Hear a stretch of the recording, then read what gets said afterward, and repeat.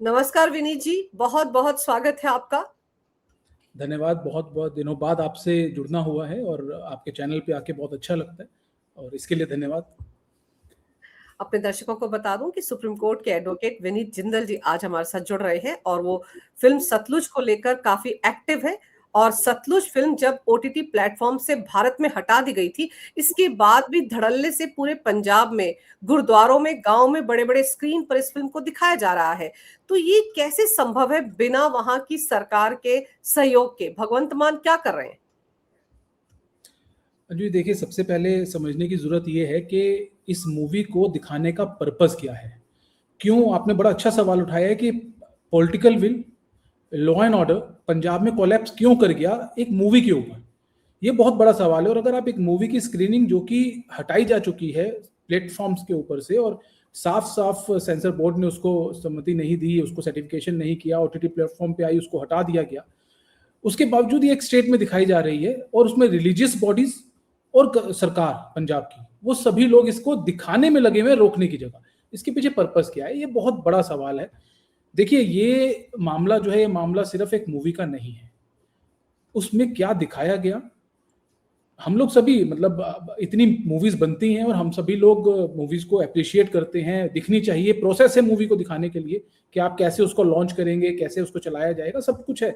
लेकिन इसको दिखाने के लिए सभी रूल रेगुलेशन को बाईपास करके किसी चीज को फॉलो नहीं किया गया और ऑल ऑफ सडन इसको रिलीज करके, और उसके बाद जब ये हटाई गई उसके बाद भी इलीगल तरीके से, कानूनी तरीके से भी ठीक नहीं है, इसको इलीगल तरीके से दिखाया जा रहा है। उसका एक ही सिर्फ रीजन है कि पंजाब के लोगों को कैसे प्रवोक किया जाए, और पंजाब के लोगों को प्रवोक किया जाए उस इंटेंट से जो कि 80s और 90s में चल रहा था वहां पे। खालिस्तान, प्रो खालिस्तानी सिंपथाइजर और प्रो खालिस्तानी एक्टिविज्म, टेररिज्म, ये सब चीजों को दोबारा से एक बार कहीं ना कहीं मुझे लगता है कि उसकी आड़ में अपनी राजनीतिक रोटियां सेकने का काम आम आदमी पार्टी, अकाली दल और कांग्रेस, जो कि जिसके समय में सब कुछ हुआ उसके बावजूद कांग्रेस भी इसको सपोर्ट कर रही है।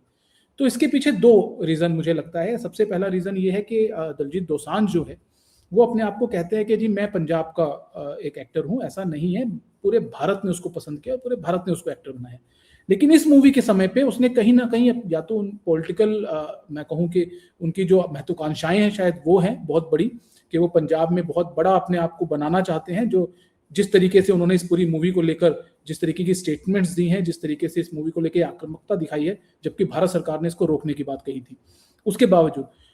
दूसरा एंगल इसमें पैसे का है कि इस मूवी का जो फाइनेंस जो हुआ, दलजीत दोसांझ ने तो कह दिया कि मैंने कोई पैसा नहीं, लेकिन इस मूवी को दिखाने बनाने में जो पैसा लगा वो पैसा कहां से आया, ये भी एक बहुत बड़ा सवाल है। तीसरी बात यह है कि 4 महीने पहले इलेक्शन से सिर्फ इस मूवी को रिलीज करने की जल्दी क्या थी। जब आप 3 साल से इंतजार कर रहे थे तो आप और इंतजार कर सकते थे, आप सर्टिफिकेशन का इंतजार करते। आपने सर्टिफिकेशन का इंतजार नहीं किया, आप प्रोसेस में थे। अगर ये मूवी आपने सेंसर बोर्ड के पास नहीं भेजी होती और सीधा ओटीटी प्लेटफॉर्म पे लेके आते तो शायद इतने बड़े सवाल खड़े नहीं होते। लेकिन आपने सेंसर बोर्ड के पास गए, सेंसर बोर्ड ने आपको कट करने के लिए कहा। 127 कट्स जो हैं वो सेंसर बोर्ड ने सजेस्ट किए थे करने के लिए, वो आपने नहीं किए पिछले 3 साल से, चुपचाप बैठे रहे। और इसको जब आपने लॉन्च किया तो आपने ये कहा कि अरे हमारे साथ तो बहुत गलत हो रहा था, पिछले 3 साल से हमें मूवी रिलीज नहीं करने दी गई। जबकि पिछले सच्चाई ये है कि पिछले 3 साल से इन लोगों ने, मूवी के डायरेक्टर दलजीत दोसांझ ने कोई एक्शन इनिशिएट ही नहीं करा। 3 साल पहले तो सेंसर बोर्ड ने कह दिया था, ये बॉम्बे हाई कोर्ट गए, सेंसर बोर्ड के खिलाफ ये बॉम्बे हाई कोर्ट गए, इन्होंने याचिका दायर की और उस याचिका को सुनवाई के बीच में ही विड्रॉ कर लिया। अगर आप ठीक थे तो आप भारत के कानून में विश्वास रखते, आप अपनी बात को रखते सामने, आप कहते कि भाई 127 कट जो सेंसर बोर्ड ने हमें करने के लिए कहे गलत है, आप उसको जस्टिफाई करते, कोर्ट आपको परमिशन दे देता, डायरेक्शन देता सेंसर बोर्ड को। लेकिन आपने वो नहीं किया। 3 साल पहले आपने विड्रॉ करा पिटीशन, 3 साल तक चुपचाप बैठे रहे, इलेक्शन से ठीक पहले आप इसको लॉन्च कर देते हैं, वो भी बिना किसी एडवर्टीजमेंट के।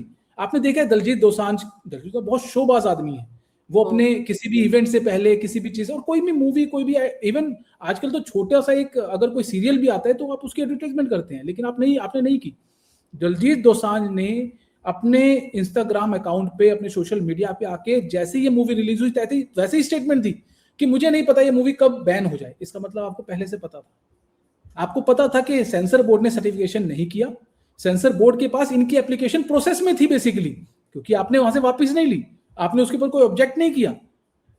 और उसको बाईपास करते हुए आपने ओटीटी प्लेटफॉर्म पर रिलीज कर दी। तो इंटेंट बड़ा क्लियर है, इसमें पॉलिटिकल विल मुझे लगता है इसके पीछे है, सिर्फ ये मामला इतना नहीं है। दूसरी बात मैं कहूं कि जो भी लोग इस मूवी को रिलीज करने के पीछे हैं, उन लोगों ने कहीं ना कहीं पंजाब को दोबारा से वो 80s और 90s के जो दौर था जहां पे हिंदुओं की टारगेट किलिंग पूरे पंजाब में की गई, मैं कहूं, और हिंदुओं के साथ जो सिख उनको सपोर्ट कर रहे थे उनकी टारगेट किलिंग की गई, पुलिस की टारगेट किलिंग की गई, सिक्योरिटी एजेंसीज की टारगेट किलिंग की गई, परिवार वालों की, जो उन लोग के सिक्योरिटी एजेंसी और पुलिस के जो परिवार के लोग थे उनको मारा गया। वही पूरा माहौल बनाने की कोशिश इस मूवी के द्वारा कहीं ना कहीं बनती हुई दिखती है, जिस तरीके से इसको प्रोजेक्ट किया जा रहा है। लेकिन विनीत जी, अभी आपने पंजाब हरियाणा हाईकोर्ट का दरवाजा खटखटाया है कि इस फिल्म पर बैन लगाया जाए। कैसे दिखाई जा रही है फिल्म? क्या ये संभव हो पाएगा? आपको लगता है कि इस फिल्म को रोका जा सकता है, वो भी तब जब दिलजीत दोसांझ ने 12 घंटे के अंदर, जब इस फिल्म को हटा दिया गया था प्लेटफॉर्म से भारत में, बाकी जगह दिख रही है, तब उनका कहना था मेरा काम तो हो गया। अब ये फिल्म लोगों ने डाउनलोड कर ली है, जगह जगह दिखाई जाए, अब यूट्यूब पर भी अवेलेबल है ये फिल्म। तो जो काम सच में उन्होंने करना था यूथ को भड़काने का, जिनको 84 का नहीं पता, 80 के दशक में कैसे खाड़कू कहा जाता था खालिस्तानी आतंकवादियों को, उन्होंने क्या किया था, जिनको कुछ नहीं पता। लेकिन इस फिल्म में जैसे सिर्फ एक वो जसवंत सिंह खालरा को ह्यूमन राइट एक्टिविस्ट के तौर पर उसका महिमा मंडन किया गया, सिर्फ उसकी बात की गई है, इसके अलावा ये नहीं दिखाएगा कि हिंदुओं को कैसे मारा गया था। तो इस फिल्म को कैसे रोका जा सकता है अब? देखिए अंजू जी, मुझे लगता है कि ये कठिन है और कठिन बनाया गया। जो लोग हमारे देश को कहते हैं कि वो लोग हमारे देश का कानून और संविधान को मानते हैं, लेकिन इस मूवी को बनाने वाले, इस मूवी में एक्टिंग करने वाले, और उसके बाद वो पॉलिटिकल पार्टी जो इस मूवी को सपोर्ट कर रही हैं और दिखा रही हैं, जबकि ये मूवी हमारे कानून के हिसाब से नहीं दिखाई जानी चाहिए, बिना किसी प्रोसेस को फॉलो किए, तो साफ पता चलता है कि उनकी इंटेंट जो है वो ना देश के संविधान में है और ना ही देश के कानून को मानने में है। तो उनका वो अनार्की बेसिकली, अब मैं कहूँ इसको, कि एक तरीके से अनार्की बनाना चाहते हैं, कि वो बिना किसी लॉ एंड ऑर्डर की सिचुएशन क्रिएट करना चाहते हैं। कि अगर जो आपने देखा होगा अभी कुछ समय पहले ही, मुझे लगता है 20 या 25 दिन पहले की बात है, कि पंजाब सूबे के मुख्यमंत्री उनके साथ जो सिख जितने एमएलएस थे पंजाब के, वो अकाल तख्त में गए, और अकाल तख्त में एक नोटिस के द्वारा वो अकाल तख्त में गए। वहां पे सब लोगों ने, अकाल तख्त ने जो बात कही उसके ऊपर किसी ने एक सवाल तक खड़ा नहीं किया। आप शपथ लेते हैं संविधान की, आप शपथ लेते हैं कानून की, लेकिन आप कानून की बात को नहीं मानेंगे, और एक रिलीजियस बॉडी अगर कुछ कहेगी तो आप सर झुका के जाएंगे, और वहां पे आप सर झुका के बैठेंगे। आप एक कॉन्स्टिट्यूशनल पोस्ट पे, आप सूबे के मुख्यमंत्री हैं, आप एमएलए हैं, आप मिनिस्टर्स हैं, उसके बावजूद आप वहां जाके इस तरीके से बैठते हैं। अगर इसी तरीके से कोई व्यक्ति, अगर हिंदू कोई किसी मंदिर में चला जाएगा कोई नेता, और कहेगा कि नहीं मैं कानून को बदल दूंगा, जिस तरीके से वहां कहा गया उस तरीके से अगर कोई कह देगा, तो सब लोग, ये आग लग जाएगी पूरे हिंदुस्तान के अंदर कि ऐसा कैसे हो गया है, तो बहुत गलत हो गया है। तो लेकिन कोई बोलने वाला नहीं है, एक शब्द बोलने वाला नहीं है उसके। तो बहुत गलत तरीके से चीजों को प्रोजेक्ट किया जा रहा है। इस पूरी मामले में, मैं सतलुज के मामले की अगर बात करूं, तो जिस तरीके से ये चीजें की गई हैं, वो कहीं ना कहीं पंजाब के अंदर लॉ एंड ऑर्डर और जो एक आपसी सद्भाव बहुत मुश्किलों से बना, उसको खराब करने की पूरी कोशिश है। दूसरा आपका एक सवाल था कि जसवंत सिंह खालरा ये क्या सचमुच में ह्यूमन राइट एक्टिविस्ट थे, और इनकी पूरी कहानी क्या है? तो अंजू जी, मैं बताऊं आपको कि बहुत कम लोगों को पता होगा कि जसवंत सिंह खालरा अपने आप को ह्यूमन राइट एक्टिविस्ट कहते थे, लेकिन एक पॉलिटिकल बॉडी के साथ जुड़े थे, जिसका नाम है, जो पॉलिटिकल पार्टी है उसका नाम है, आप सभी हम लोग जानते हैं, बादल जी की पार्टी अकाली दल। ये अकाली दल के साथ जुड़े हुए थे, पॉलिटिकल आइडियोलॉजी इनकी थी। उसके साथ उनकी एक विंग, जिसको ह्यूमन राइट विंग, उन्होंने अकाली दल का ह्यूमन राइट विंग कहा, उसका प्रेसिडेंट उन्होंने इनको बनाया। उसके बाद इन्होंने, ये कहते हैं कि इन्होंने छानबीन करी, और उसमें 25,000 सिखों की हत्या की जो बात है पुलिस के द्वारा ये करने की बात उन्होंने सामने लाई, और सामने कहा कि, और इस मूवी के अंदर भी, क्योंकि ये बहुत बड़ा सवाल है और लोगों को शायद इस बारे में भी नहीं पता होगा, कि सब लोग जो मूवी में दिखाया जा रहा है और सोशल मीडिया पे जो चल रहा है उसके साथ चल रहे हैं। मैं आपको बताऊं कि मामला जसवंत सिंह खालरा के द्वारा ही सर्वोच्च न्यायालय तक पहुंचा था। उनकी वाइफ वहां तक गई, और सर्वोच्च न्यायालय में जो इन्वेस्टिगेशन की बात जब सामने आई, और सीबीआई ने जो इन्वेस्टिगेशन की, उसके अंदर 2068 लोगों की बॉडीज, ऐसी बॉडीज की बात की गई थी जो बॉडीज किसी ने क्लेम नहीं की। या लावारिस मिली और परिवारों ने उनको लेने से मना कर दिया, ऐसी बॉडीज की बात वहां पे की गई थी। उसके ऊपर इन्वेस्टिगेशन हुई, जिन लोगों को दोषी पाया गया उन लोगों के ऊपर कार्रवाई भी हुई। तो ये 25,000 का डाटा जो है, जो बार बार लगातार बताया जाता है, ये बिल्कुल गलत डाटा है। सबसे पहला और सफेद झूठ तो यही है कि 25,000 लोगों को कोई डाटा था जिसको पुलिस ने मारा।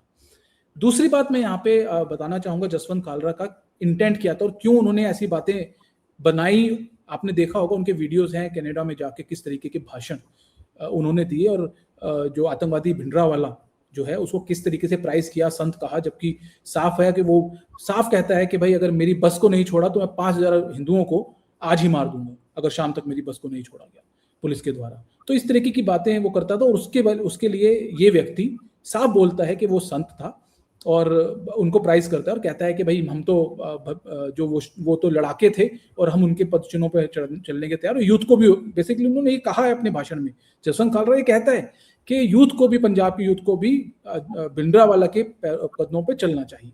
तो किस तरह की आइडियोलॉजी थी ये भी इससे भी साफ होता है। एक और बहुत महत्वपूर्ण बात अनुज जी बताऊं आपको कि ये व्यक्ति जसवंत कालरा जो था, जसवंत कालरा एक मैगजीन का एडिटर था और उस मैगजीन का नाम आपको मैं बताऊं, उस मैगजीन का नाम था लिबरेशन खालिस्तान।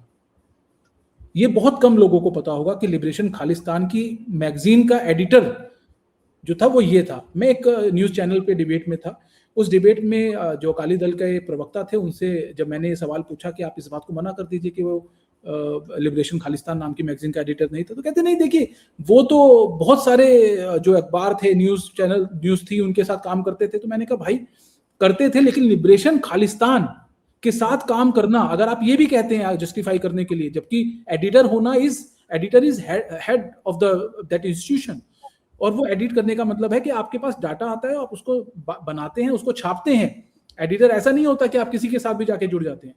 तो वहां पे उनके पास भी कोई जवाब नहीं था। तो साफ होता है कि आइडियोलॉजी क्या थी इस व्यक्ति की। अब इस मूवी के अंदर, क्योंकि ये बहुत बड़ा सवाल लगातार उठ रहा है, सोशल मीडिया पे भी लोग पूछ भी रहे हैं, लेकिन लोगों तक बात पहुंच नहीं रही कि इस मूवी के अंदर सिर्फ सिखों की और पुलिस के द्वारा मारे जाने की बात क्यों की है, पुलिस के द्वारा हत्याएं कर जाने वाली बात क्यों की है। क्यों नहीं इस पूरी मूवी के अंदर 80 और 90 के दशक में जो ह्यूमन राइट वॉयलेशन हिंदुओं का हुआ, जिस तरीके से हिंदुओं की टारगेट किलिंग्स की गई, जिस तरीके से पुलिस ऑफिशियल्स मारे गए, सिक्योरिटी एजेंसीज के लोग मारे गए, और उससे आगे जाकर उन पुलिस वालों के घर वालों की हत्याएं की गई, घरों में घुसकर आतंकवादियों द्वारा, प्रो खालिस्तानी आतंकवादियों द्वारा, जो लोग वहां पे आतंकवाद के खिलाफ लड़ रहे थे। उन सिखों की बात नहीं की गई जो सिख वहां पे हिंदुओं को बचाने के लिए आगे आए। जिन सिखों को प्रो खालिस्तानी जो आतंकवादी थे उन्होंने उनकी हत्याएं की। तो कितना बायस ये आदमी था कि इसने एक 10 साल का एक डाटा इकट्ठा किया, झूठा डाटा बनाया, 25,000 लोगों की बात की, जबकि सिर्फ 2068 लोगों का वहां पे जब सारी छानबीन हुई तो 2068 लोग मिले 10 साल में। और जबकि 35,000 से ज्यादा हिंदुओं का कंटेंट, हिंदुओं का डाटा जो है वो अवेलेबल है ऑन रिकॉर्ड कि 35,000 से ज्यादा हिंदुओं की हत्याएं पंजाब में की गई इस पूरे 10 साल के अंदर। वो डाटा उसको नहीं दिखा, डाटा दिखा 2068 लोगों का।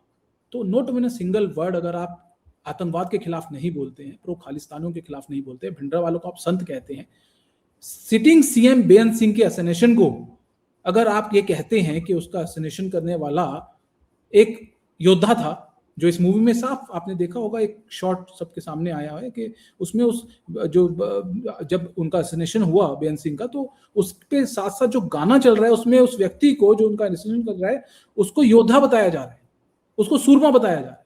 तो कैसी मूवी है ये, किस तरीके के ह्यूमन राइट वॉयलेशन की आप बात कर रहे हैं? आप तो टेररिज्म को बढ़ाने की बात कर रहे हैं, आप तो उन लोगों को बढ़ावा दे रहे हैं। तो ये सच्चाई है जसवंत कालरा की। और आप सोचिए उसको कितना हीरो बनाकर पेश किया गया। और इस फिल्म में जैसे आपने कहा ना कि पुलिस ने ज्यादती की, लोगों को मतलब किडनैप करके मारा, लावारिस छोड़ दिया, पुलिस को कितने गलत तरीके से पेश किया गया। और केपी स्किल, आप सोचिए अगर वो नहीं होते, बेअंत सिंह नहीं होते, तो हिंदू क्या पंजाब में रह पाते? 80 और 90 के इस आतंकवाद के बाद हिंदुओं का तो वही हाल हुआ ना, जैसे घाटी में उनको भगाया गया था वहां से, कश्मीरी हिंदुओं को, बिल्कुल वही तो पंजाब में हो रहा था। और इसका मास्टरमाइंड तो पाकिस्तान है, उनकी तो वैसे K2 की पॉलिसी चलती है कि खालिस्तानियों को और कश्मीर को किस तरह से बर्बाद करना है। देखिए अंजू जी, यहाँ पे मैं एक बात बहुत साफ कर दूं कि ये प्रो खालिस्तानी आइडियोलॉजी जो है वो गजवाए हिंद की आइडियोलॉजी से कम नहीं है। दोनों की आइडियोलॉजी सेम है। फर्क यहाँ पे आता है क्योंकि हिंदू टारगेट क्यों होते हैं, क्योंकि वही बात कि हिंदू लड़ता नहीं है, हिंदू कहता है कि सब भाई हैं। लेकिन इन आइडियोलॉजी, चाहे वो गजवाए हिंद की आइडियोलॉजी हो, चाहे वो प्रो खालिस्तानियों की आइडियोलॉजी हो, इन दोनों की आइडियोलॉजी मारने की आइडियोलॉजी है, खत्म करने की आइडियोलॉजी है, अपने आप को आगे बढ़ाने के लिए। तो ये डिफरेंस है। और आप जब बात करते हैं केपीएस गिल जी की, आप बात करते हैं बेअंत सिंह की, आप बात करते हैं रोबोटो की, तो ये वो लोग थे जिन्होंने सचमुच में उस समय पे पंजाब को बचाया, देश के लिए लड़ाई लड़ी और साथ में हिंदुओं को बचाया। और उस बात को अगर आप ये कहते हैं, मैं बड़ा हैरान होता हूं कि पंजाब में जो किस तरीके से जो केपीएस गिल हैं उनको रखा जाता है सामने। पंजाब में कहा जाता है वो बूचर थे, कसाई थे। आप सोचिए कि पुलिस ऑफिशियल्स के ये सब शुरू कैसे हुआ, ये भी बहुत इंपॉर्टेंट है। जब आप बात करते हैं इस मूवी में जो 268 लोगों की जो बात भी की गई है, मैं उसकी भी सच्चाई आपको बताता हूँ आज कि ये सब शुरू कैसे हुआ। जो पुलिस इस लेवल तक आई कैसे, मैं जस्टिफाई नहीं कर रहा हूँ, जिसने भी गलत किया वो गलत किया और उनको सजा भी मिली। लेकिन उन आतंकवादियों को क्या सजा मिली? वो तो आज भी प्रो खालिस्तान की बात कर रहे हैं और लोग उनको सपोर्ट कर रहे हैं।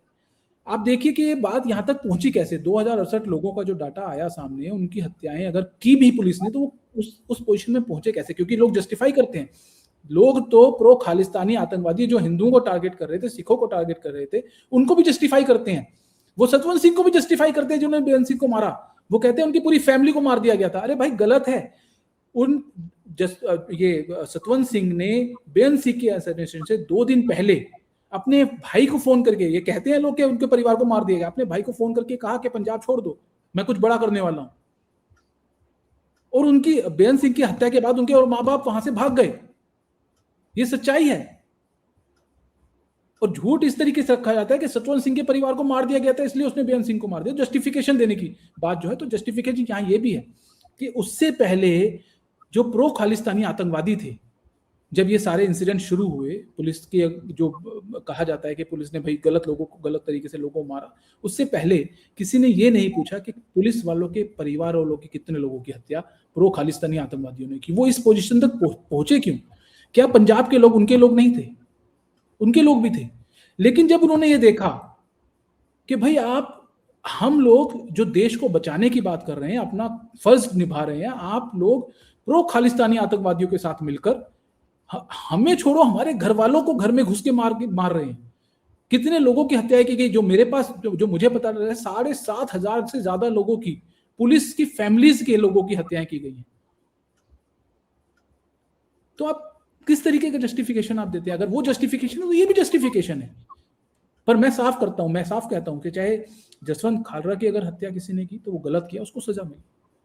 अगर किसी ने किसी को गलत तरीके से मारा, पंजाब में अगर कोई बर्बरता अगर पुलिस ने दिखाई और लोगों की हत्या की, तो वो गलत की। लेकिन इसके साथ आप ये भी बोलिए कि प्रो खालिस्तानियों ने जो हिंदुओं को टारगेट किलिंग की, जो सिखों की टारगेट किलिंग की, जो पुलिस वालों की टारगेट किलिंग की, उनके परिवार वालों की टारगेट किलिंग की, वो गलत था। आप क्यों नहीं बोलते? क्यों नहीं आपने इतनी हिम्मत? मैं हैरान होता हूं अंजू जी कि मैं पिछले 5 दिनों से अलग अलग टीवी डिबेट में जा रहा हूं और एक पंजाब के चैनल ने मुझे बुलाया। मैं गया जानबूझ के, मैं मना कर सकता लेकिन मैं गया। और मैंने आपने देखा होगा, मैंने सोशल मीडिया पे वो वीडियो शेयर भी किया। उसमें एसजीपीसी, अकाली दल और आम आदमी पार्टी तीनों के प्रवक्ता थे। मैंने उन तीनों से सिर्फ इतना कहा, जरनैल सिंह भिंडरेवाला एक आतंकवादी था। मेरा सिर्फ इतना बोलना था। भारत सरकार के डॉक्यूमेंट है, 2018 का डॉक्यूमेंट है, जिसमें भारत सरकार ने कहा कि जरनैल सिंह भिंडरावाला एक आतंकवादी है। और वो तीनों लोग, तीनों प्रवक्ता, तीनों पार्टीज के लोग इस तरीके से चिल्लाए और इस तरीके से मुझे अपोज करने लगे कि नहीं, आप ये नहीं कह सकते, वो संत था। ये आइडियोलॉजी है उन लोगों की। जब इस देश के अंदर कानून की बात करते हैं, संविधान की बात करते हैं, और आप एक ऐसे व्यक्ति को अगर आप संत कहेंगे जो 5,000 लोगों, हिंदुओं को मारने की ऑन रिकॉर्ड बात करता है, तो आप किस तरीके की बातें करते हैं? क्या कहते हैं आप? और पंजाब में भिंडरावाला के समय में जब वो अकाल तख्त पे बैठा था, उस समय पे पंजाब हरमिंदर साहिब गुरुद्वारे में, गोल्डन टेम्पल में क्या चल रहा था सब किसी को नहीं पता, सबको पता। चमन लाल जी का इंटरव्यू देखिए, उन्होंने बताया किस तरीके की चीजें चल रही थी। उसके ऊपर कोई वो नहीं बोलता है। तो बात बड़ा सिंपल सा है, जो इंटेंट है वो इंटेंट पंजाब अपने राजनीतिक फायदे के लिए, अपने पैसों के फायदे के लिए पंजाब को फिर से उस आग में धकेलने की कोशिश इस मूवी के द्वारा की जा रही है। और इसीलिए जो मुझे तो लगातार धमकियां मिल रही हैं, लोग आपने देखा होगा सोशल मीडिया पे, मेरे इंस्टाग्राम अकाउंट पे, मेरे ट्विटर के ऊपर, मेरे फोन के ऊपर रोज मुझे गालियां दे रहे हैं। तो इस तरीके की चीजें जो लोग कर रहे हैं, आप उनकी आइडियोलॉजी समझ सकते हैं। बिल्कुल। तो ये रोकने की जरूरत है और हमें इस चीज के लिए लड़ना पड़ेगा। ये हमारा देश है, पंजाब के लोग हमारे हैं, सिख हमारे भाई हैं, हम कभी मना नहीं करते। लेकिन वो नहीं, जो लोग हमें टारगेट करके मारेंगे वो हमारे भाई कैसे हो सकते हैं? जो लोग हिंदुओं की बात नहीं करते, जो लोग ये कहते हैं कि सिखों की हत्या, आप देखिए ना, पुलिस ने, केपीएस गिल हो, रबेटो हो, उन्होंने क्या अपने एफर्ट नहीं किए? उन्होंने किस तरीके से कठिन परिस्थितियों में पंजाब को संभाला, बिल्कुल आतंकवाद को खत्म किया, और उसके बावजूद आज लोग उनको गालियां दे रहे हैं, उनको बूचर कहते हैं। ऐसे लोगों को सजा मिलनी चाहिए, ऐसे लोगों पर कार्रवाई होनी चाहिए। और जब वो लोग लड़े, उन्हीं को देख के हमें भी इंस्पिरेशन मिलता है, आपको भी इंस्पिरेशन मिलता है। अगर आज आप बैठ के यहाँ टीवी पे हम लोग बात कर रहे हैं तो उन लोगों की वजह से कर रहे हैं, कि उन लोगों को देख के हमें ताकत मिलती है कि जब वो लोग इतना लड़े तो हम क्यों नहीं? जो हमारा काम हम तो कर सकते हैं। आप पत्रकार हैं, आप पत्रकारिता करते हुए जो चीज सही है उसको सामने रख रही हैं। मैं एडवोकेट हूं, आता हूं, टीवी पे आता हूं, चैनल्स पे आता हूं, जो सच्चाई उसको सामने रख रहा हूं। लेकिन विनीत जी, अब आपको क्या लग रहा है, आम आदमी पार्टी जिस पर ये आरोप लगते रहे हैं कि उन्होंने पिछला चुनाव खालिस्तानियों के सहयोग से जीता, अमृतपाल आतंकवादी था ना, कैसे क्या क्या था उसने, कैसे पुलिस स्टेशन में घुस गया, उसके बाद वो आज डिब्रूगढ़ जेल में बंद है। आप ये सोचिए कि उसने भी तो खालरा की तारीफ की थी। तो आम आदमी पार्टी का क्या आपको लगता है कि इन विधानसभा चुनाव में भी कहीं ना कहीं पन्नू से कोई लिंक, खालिस्तानियों से कोई लिंक, अमृतपाल को बचाना, 35 दिन तक वो छिपा फिरा था पंजाब में, और पंजाब पुलिस जो इतनी काबिल पुलिस है वो उसको पकड़ नहीं पाई थी, क्योंकि जो उस वक्त आम आदमी पार्टी के सीएम ही तो गृह मंत्री है वहां पर, भगवंत मान, पंजाब में पुलिस तो उनके अंडर आती है, उसको ढूंढ नहीं पाई थी पंजाब पुलिस, क्योंकि इंस्ट्रक्शंस नहीं थे। और अब जिस तरह के हालात बन रहे हैं चुनाव से 4 महीने पहले, तो साफ है कि आम आदमी पार्टी फिर से इन चुनावों में इस तरह की फिल्म का और खालिस्तानी समर्थन का कहीं ना कहीं इस्तेमाल करने की सोच रही है। बिल्कुल अंजू जी, बिल्कुल सही है। और ये सिर्फ आम आदमी पार्टी की बात नहीं है, ये अकाली दल की बात भी है, ये एसजीपीसी की बात भी है, क्योंकि SGPC supported by Khalistan, supported by ये अकाली दल। एसजीपीसी, आज एसजीपीसी सिर्फ एक रिलीजियस बॉडी नहीं है, वो एक पॉलिटिकल बॉडी बन गई है। वो अकाली दल का खुला समर्थन करती है, प्रकाश सिंह बादल और दोनों बादलों का पूरा समर्थन करती है। वो अकाली दल के लिए साफ कहती है कि इनको वोट दीजिए। साथ साथ आम आदमी पार्टी, और अब अपनी राजनीति को दोबारा से उठाने के लिए कांग्रेस भी।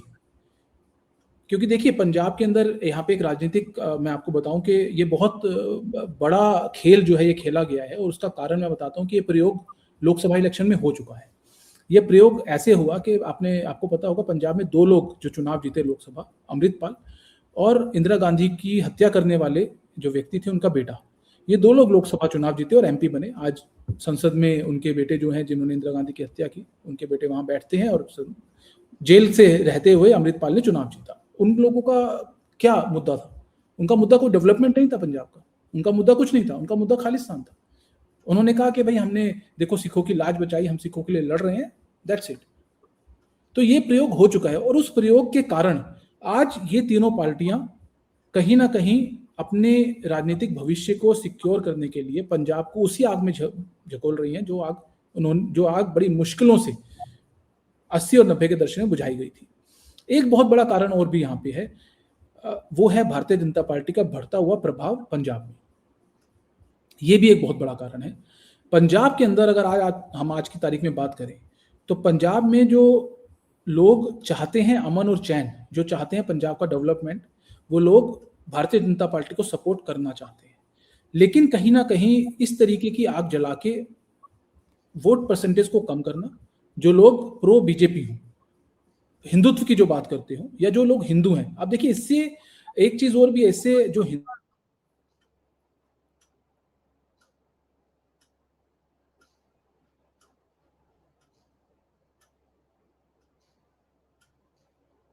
इसका सीधा असर चुनावों पे जाएगा और हिंदुओं के वोट परसेंटेज पे जाएगा।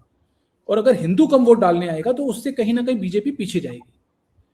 और ये इंटेंट इन तीनों पार्टीज का है कि सबसे पहले आप बीजेपी को बाहर कीजिए, बीजेपी अगर पंजाब में आती है तो कहीं ना कहीं पंजाब एक सुरक्षित और सिक्योर स्टेट बनेगा। हमारा बिल्कुल सीमा से लगा हुआ स्टेट है, बहुत इंपॉर्टेंट स्टेट है।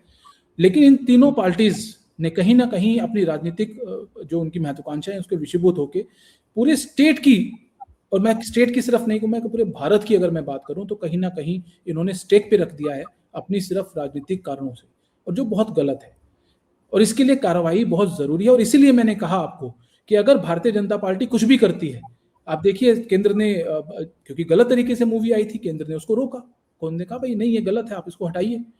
तो किस तरीके से केंद्र सरकार के ऊपर सारी बॉल डाल दी गई, और किसने ये नहीं कहा कि भाई कोई सवाल पूछने वाला तो हो कि दलजीत दोसांझ जो इस निर्देशक ने पिछले 3 साल से मूवी का क्लियरेंस जो मांगा था उसको जस्टिफाई क्यों नहीं किया।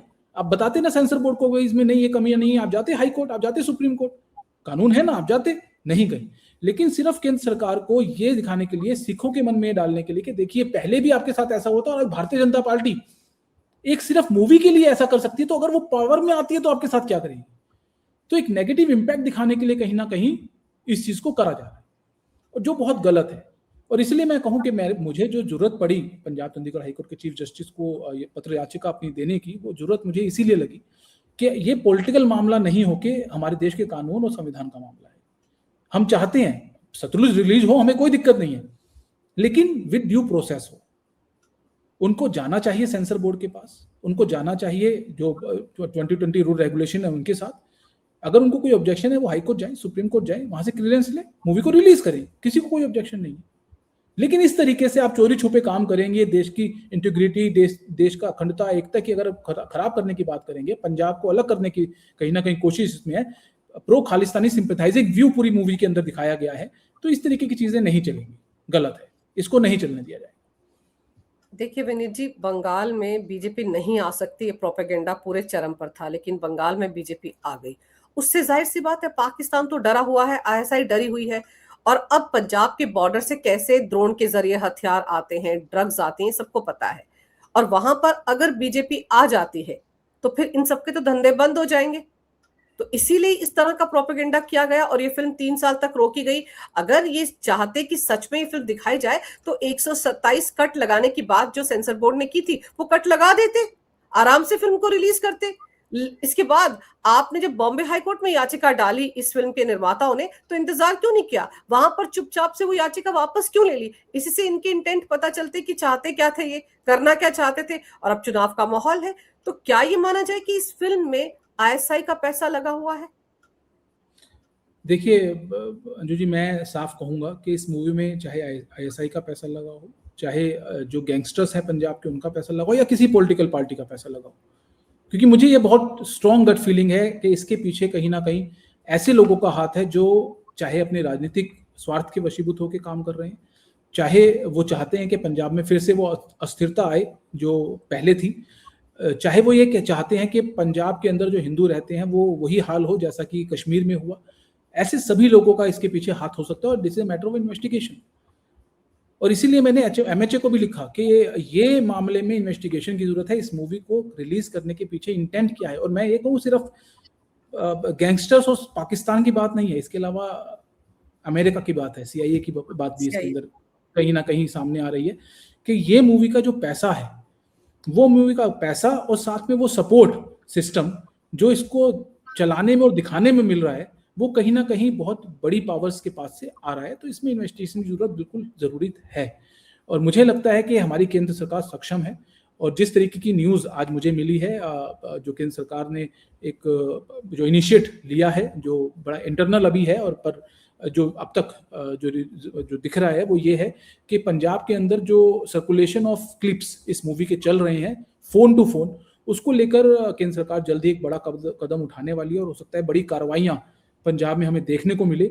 और मैं मानता हूं कि ये बहुत जरूरी है। ऐसे लोग जो लोग इस मूवी का मिसयूज कर रहे हैं, इस मूवी के अंदर जो दिखाया गया है गलत तरीके से, जिसको प्रोड्यूस किया गया है और पेश करने की कोशिश की है, उसको रोकने के लिए मुझे लगता है कि केंद्र सरकार को, अगर राज्य सरकार के अलग जाके भी कुछ काम करना पड़े, क्योंकि लॉ एंड ऑर्डर भी राज्य का मैंडेट होता है, लेकिन अगर क्योंकि ये सिर्फ पंजाब की बात नहीं है, पूरे देश की बात है। अगर उससे अलग जाके काम करना पड़े तो मुझे लगता है कि एमएचए को काम करना चाहिए, और जरूरत पड़े तो चाहे हमें अपनी सिक्योरिटी फोर्सेस वहां भेजनी पड़े, क्योंकि हालात अगर छोड़ दिया हमने ऐसे ओपन एंडेड तो बहुत खराब होंगे।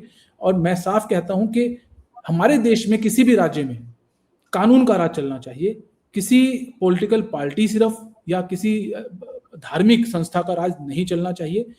क्या पंजाब जो है वो पंजाबियों का है, पंजाब इस हिंदुस्तान के लोगों का है, पंजाब सिर्फ एक पर्टिकुलर कम्युनिटी का नहीं है।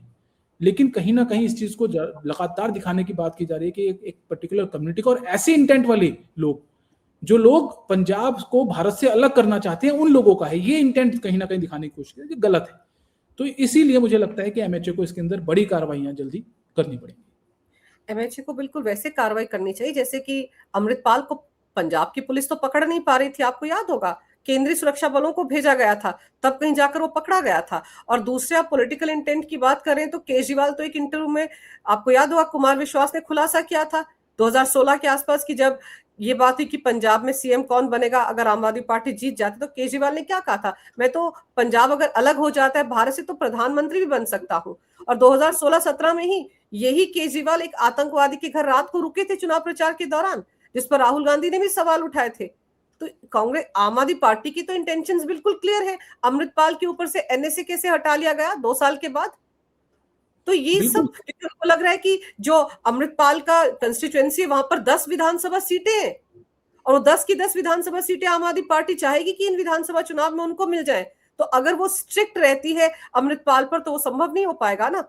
तो ये इंटेंशन सिर्फ इन उन लोगों की नहीं, आम आदमी पार्टी की भी महत्वाकांक्षा है कि किसी ना किसी तरीके से पंजाब पर दोबारा से उनका कब्जा हो, इसीलिए सब कुछ हो रहा है। लेकिन जिस तरह से फिल्म दिखाई जा रही है, बड़े बड़े प्रोजेक्टर्स कहां से आ गई, सारी फैसिलिटीज कौन प्रोवाइड कर रहा है, ये एक बड़ा सवाल है। और आप सही कह रहे हैं कि इस पर इन्वेस्टिगेशन करने की जरूरत है कि कैसी ये फिल्म दिखाई जा रही। लेकिन विनीत जी, एक चीज, एक्शन तो Z5 वो जो ओटीटी प्लेटफॉर्म है, जिन्होंने भारत में तो इसको बैन कर दिया, लेकिन पूरी दुनिया में तो ये फिल्म दिखाई जा रही है, यूट्यूब पर भी तो है ना ये फिल्म। तो उनको तो, हमको जो हमारा आईटी का 2021 का नोटिफिकेशन है या कानून है, उसमें और अमेंडमेंट्स की भी जरूरत है। देखिए अंजू जी, कुछ अमेंडमेंट नए आने वाले, और मैं बहुत लंबे समय से, क्योंकि जो सोशल मीडिया पे जिस तरीके का भारत विरोधी कंटेंट चलता है उसको लेकर बहुत लंबे समय से मैं भी लड़ाई लड़ रहा हूँ। और अमृतपाल की आपने बात की, अमृतपाल में एनएसए लगने के पीछे मेरा बहुत बड़ा हाथ था। अमृतपाल ने अपनी स्टेटमेंट्स में बोला, मेरा नाम लेके उसने बोला था कि विनीत जिंदल है, उसको मैं देख लूंगा। उसने, क्योंकि बहुत ज़्यादा जिस तरीके से चीज़ें उसकी चल रही थी उसको लेकर मैं लगातार कंप्लेंट्स कर रहा था उसकी, और उसके जो इंसिडेंट थे उसको बिल्कुल मैंने साइड करके एमएचए से रिक्वेस्ट की थी कि इसके ऊपर एनएसए लगाया जाए। और 1 या 1.5 महीने बाद एनएसए इंप्लीमेंट उसके ऊपर कर दिया गया था after recommendation of the state.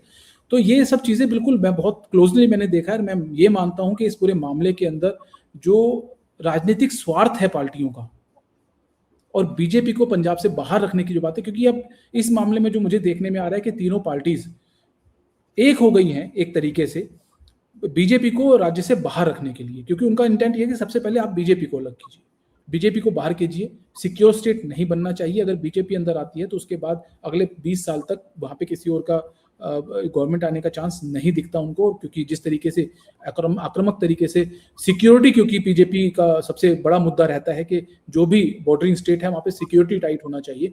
तो अगर वो होता है तो कहीं ना कहीं वहाँ पे जितने गैंगस्टर्स हैं, जितने हथियार सप्लाई होते हैं, जितनी ड्रग्स आती हैं, वो कहीं ना कहीं बहुत बड़ा इंपैक्ट होगा। और ये सारा पैसा बहुत बड़ा इन्वॉल्वमेंट इस पूरे मामले में रखता है, और राजनीतिक फायदा कहीं ना कहीं लोग उठाते हैं, और राजनीतिक लोग भी उनका फायदा उठाते होंगे जो लोग वहाँ पे ये सब चीजें करते हैं। तो मुझे लगता है कहीं ना कहीं बहुत बड़ा ये पूरा मामला है। इस मूवी को सिर्फ ये छोटा, क्योंकि लगातार लोग कह रहे हैं कि अरे एक मूवी तो है, फ्रीडम ऑफ स्पीच एक्सप्रेशन, कहाँ गया भारत का संविधान, कहाँ गया भारत का? भाई भारत का संविधान है, फ्रीडम ऑफ स्पीच एक्सप्रेशन आता है विद सर्टेन कंडीशंस।